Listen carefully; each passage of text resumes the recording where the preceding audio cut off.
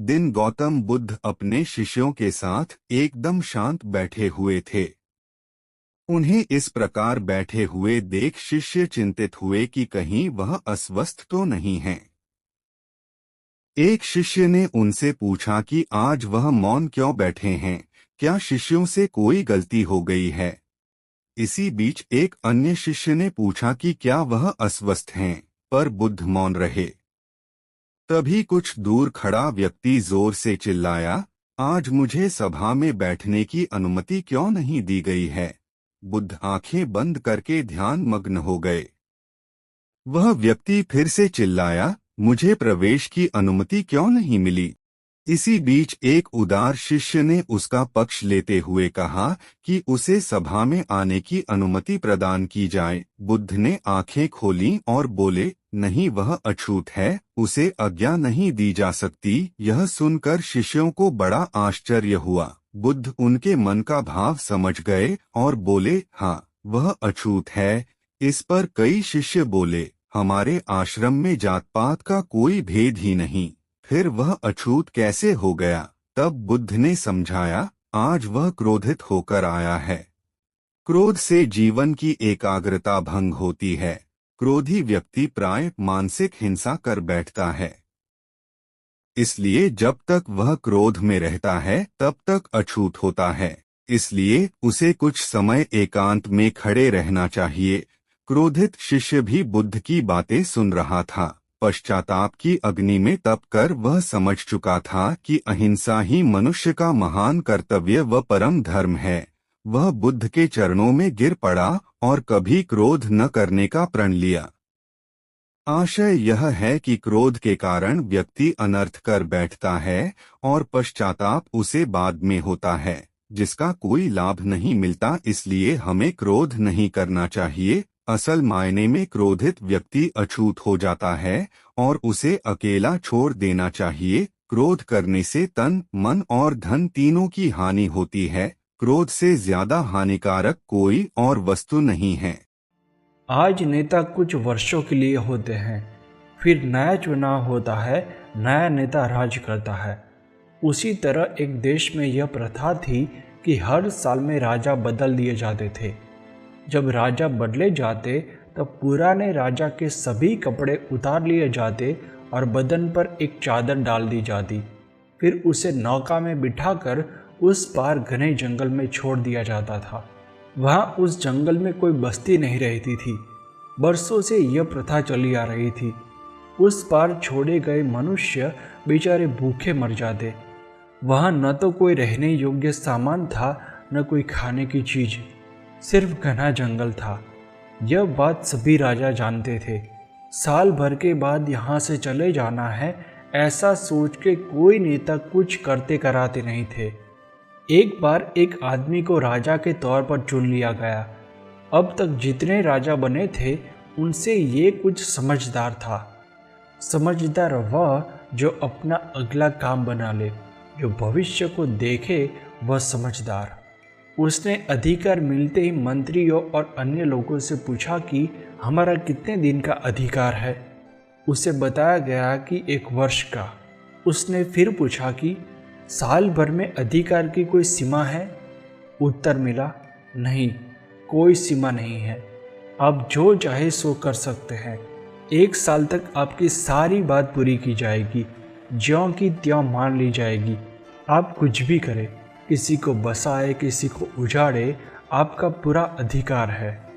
तब उसने अपने मन में निश्चय किया कि जब साल भर के बाद यहाँ से जाना ही है और वहीं घने जंगल में जाना है, तो पहले वहाँ की व्यवस्था करे। यहाँ साल भर जो रहना है उसमें जो जिम्मेदारी के कार्य मिले हैं उनको निभाएंगे। उसने सोचा कि राजा के मनोरंजन में किए जाते नाच गान, मुजरा, दावत, इन सब कामों में ऐश आराम करना, इंद्रियों के भोगों में समय खोना तो मूर्खता है, क्योंकि 1 साल के बाद तो यह सारे समाप्त हो जाएंगे। उसने जिस भी फालतू कार्य की जीवन में जरूरत नहीं है, उन सब कार्यों को बंद करवा दिया। नगर के लोग अपना स्वार्थ सिद्ध कराने नए राजा के पास आते ही थे। उसके पास भी आए और बोले, राजा जी, हमने एक जगह सुंदर नाच गान का बड़ा खूबसूरत इंतजाम किया है। सभी महाराजा वहाँ पधार रहे हैं, आपको भी पधारना चाहिए। लेकिन राजा ने वहाँ जाने के लिए मना कर दिया। कुछ दिन तक तो लोग उनको मनाने के लिए आए, फिर सोचने लगे कि यह तो जिद्दी आदमी है, यह कहीं आएगा जाएगा नहीं, इसे छोड़ो। अब राजा अपना खेल खेलने लगा। उसने यह आदेश दे दिया कि नदी के उस पार का सारा जंगल आबाद करवाया जाए। नगर के नगर वहाँ बसाने के लिए यहाँ का सामान वहाँ भेजा जाए। 11 माह पूरे होने तक वहाँ सारी व्यवस्थाएं हो जानी चाहिए। राजा के हुक्म का पालन हुआ। नदी के उस पार का पूरा जंगल आबाद हो गया। यहाँ से अच्छी अच्छी चीज़ें वहाँ गई। अब साल भर पूरे होते ही नियम के अनुसार उनके कपड़े उतार लिए गए और चादर पहना दी गई। राजा को नाव में बिठाकर नदी के दूसरे किनारे भेज दिया गया। नाव चली तो यह राजा हंसते हुए चले। उनसे पूछा गया कि आपसे पहले के राजा तो सब रोते हुए गए थे, आप हंसते हुए क्यों जा रहे हैं? उसने कहा, सभी यहाँ हंस रहे थे इसीलिए रोते हुए गए। मैंने यहाँ हंसना छोड़ दिया इसीलिए हंसते हुए जा रहा हूँ। सभी राजाओं की तरह हम यहाँ भोग विलास करते, हंसते तो हम भी खाली हाथ रोते हुए जाते। लेकिन हमने अपना आगे का सारा काम कर लिया। जहाँ हमें जाना है वहाँ हमारे लिए यहाँ से अधिक सुख साधन मौजूद हैं, इसीलिए हंसता हुआ जा रहा हूँ। ओशो सार। दोस्तों, ये कहानी की सीख हम 2 पर्सपेक्टिव से ले सकते हैं। एक आध्यात्मिक पर्सपेक्टिव से और दूसरा जीवन में सफलता प्राप्त करने के पर्सपेक्टिव से। ये कहानी हमें सिखाती है कि हमारी जो उम्र है वह बिल्कुल नबी तुली है। प्रत्येक श्वास का हिसाब है कि इतने श्वास आएंगे और जाएंगे, और जहाँ श्वास पूरे हुए फिर उसके बाद जाना ही है। इसलिए जो कुछ भी करना है उसे अभी कर ले, और जो करने के लिए यह मानव जीवन मिला है उसे सबसे पहले करना है। आगे के लिए तैयारी यही करनी है कि भगवान में हमारा मन लगा रहे, भगवान हमें ले जाने के लिए प्रस्तुत रहे। यही तो आगे की तैयारी है। इसके लिए यहाँ कोई ममता आसक्ति न रह जाए। जो कुछ भी यहाँ का बंधन है वह ममता और आसक्ति का बंधन है। यह मेरा है, यह ममता है, ममता ही बांधती है। इसीलिए जगत के प्राणी, पदार्थ और परिस्थिति से आसक्त न रहे। सब छूटेगा, यह निश्चित बात है, और ऐसा छूटेगा कि हम उससे संबंध नहीं रख सकेंगे। फिर चाहे आप भूत प्रेत होकर भटके, रोए, चिल्लाए।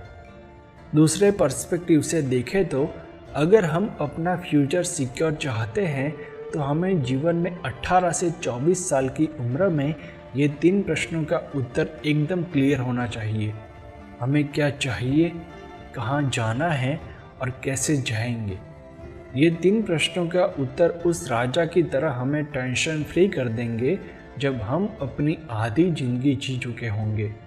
दोस्तों, ये कहानी हमें आगे की तैयारी अभी से करने की सोच सिखाती है।